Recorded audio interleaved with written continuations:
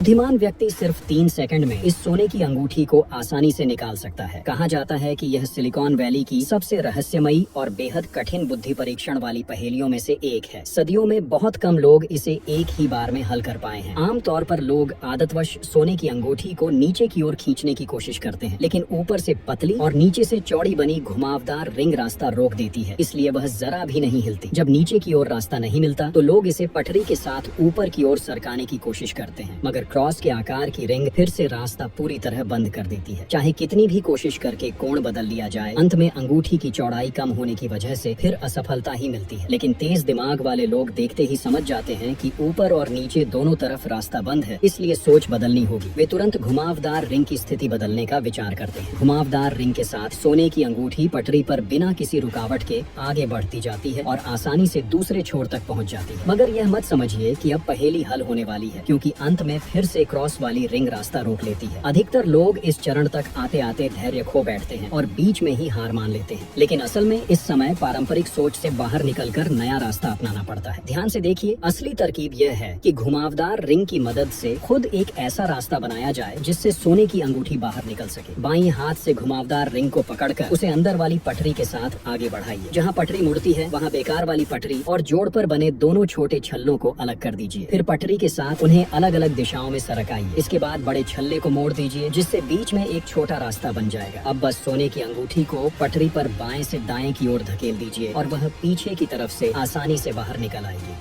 बुद्धिमान व्यक्ति सिर्फ 3 सेकंड